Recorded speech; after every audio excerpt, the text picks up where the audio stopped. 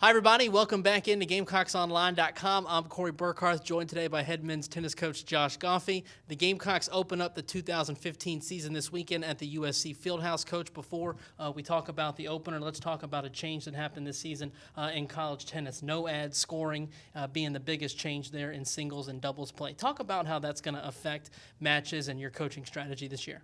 Well, we played it quite a bit this fall, so I think our guys are more used to it. We've experimented with it in the past, and at that point it was a little newer to our guys. Typically what it does is there's a lot of different opinions on the subject, but my opinion would be that it does put a little more pressure on the player that should win, because there is no deuce-ad exchange at that point, so it's basically a sudden death point once you get to deuce. Which gives the lesser player in that match a little more hope to be able to maybe play a big shot or go for broke in those big moments, and that adds a little pressure. There's an additional threat coming from the lesser player for the more dominant player in the match. But as we've gone through, I think our guys are used to it, and I think most everybody's ready to go. You begin the spring ranked number 27 in the nation.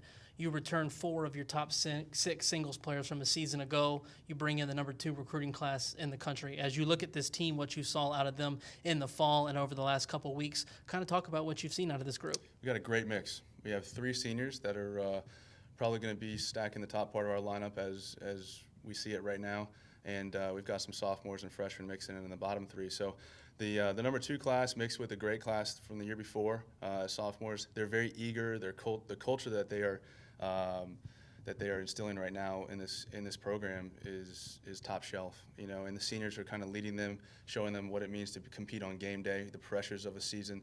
They're being unbelievable leaders. So it's a really fun mix to be around, probably the best mix I've had since I've been here. You mentioned the seniors and the role that they've played and the success that you've had since you took over this program. We start off with your All-American, Andrew Adams. I know he didn't have the fall that he wanted or you wanted for him, but when springtime rolls around, obviously he kind of gets things rolling. Talk about what you've seen out of him and what you want to see out of him in his senior season. Yeah, it's typical. I guess that's a very typical season for Adams. He's unfortunately had an injury-plagued career, and battles through them in the spring, has to be a little bit more relaxed with himself through the summer, not training as hard as the other guys, kind of rehabbing through from the spring. And in the fall, he's kind of finding his game and dealing with the pressures of coming back after having a great spring season. He's had a great spring season every year he's played here, especially after coming back with All-American honors. This is going to be a tough year for him to lead the Gamecocks, and he is a little bit banged up right now, so we'll see how his spring season unfolds. You got another senior in Tiago Pinero, a guy we've talked about a lot over the years, ranked number 71 right now. He had a great fall, went back home to Brazil, won a tournament to earn him a spot in the World University Games. Obviously, with the way he's been playing his entire career, especially as of late, you have to feel confident about him as he enters the spring. Yeah, this is definitely the most confident I've felt about Tiago coming back in the spring. It normally takes him a little while to get going just because of the situation he has back in Brazil, but he made the most of when he went back, trained hard, but he is exuding confidence, which is the most important thing. He's a confidence player, meaning that when he gets out there, he gets a few wins under his belt, he just keeps rolling, and he rolls the team with him. He's a dynamic presence out there during dual matches, and he's right where we need him to be to have a great season. Your third senior, Kyle Cook, opens the spring ranked number 118, second time in a row that he enters spring play with a ranking. Talk about what you've seen out of him after a very strong fall for him, and what you're hoping he'll do this year. A lot of maturity. That's what I've seen, and that's really where Kyle needed to go. He's always had a great competitiveness. He's always had a good work ethic, and he gets the most out of himself every season. He's extremely competitive. And now, his game, his competitiveness, everything is set for him to play in the top half of the lineup and really do well there. And I think he's ready. He came back. He's looking sharp. Has had great practices. His body feels good. Good things are coming for Kyle Cook.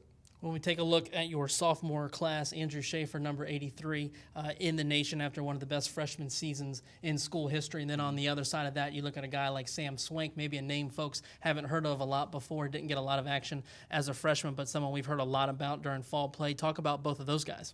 Yeah, Schaefer is coming in. He's rock solid. He just ticks. He just comes and he does his work and gets out, shakes hands. He's he's kind of our rock. He was a rock last year, had a great fall. It's going to be interesting to see how he plays. He's obviously going to be playing a little bit higher in the lineup, challenged a little bit more this year. But again, he's put in a lot of work over the fall, so he will be a force to reckon with wherever he plays in the lineup.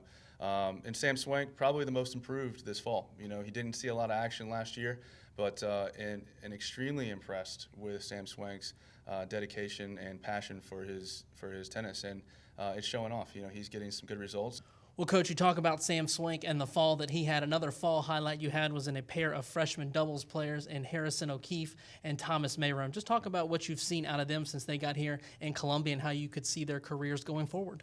Well, they graduated high school early, came in January about a year ago, and have been in a developmental process the whole way. And so they've been itching to get out there and compete for the Gamecocks. So when they first came out during the SEC invite, they came out and they were just on fire. And they had an amazing run. They beat some very established doubles teams on their way to the finals there and just came up short. But those guys are part of that number 2 class, and they are a dynamic duo. You know, whether they play together in the spring or not is yet to be seen.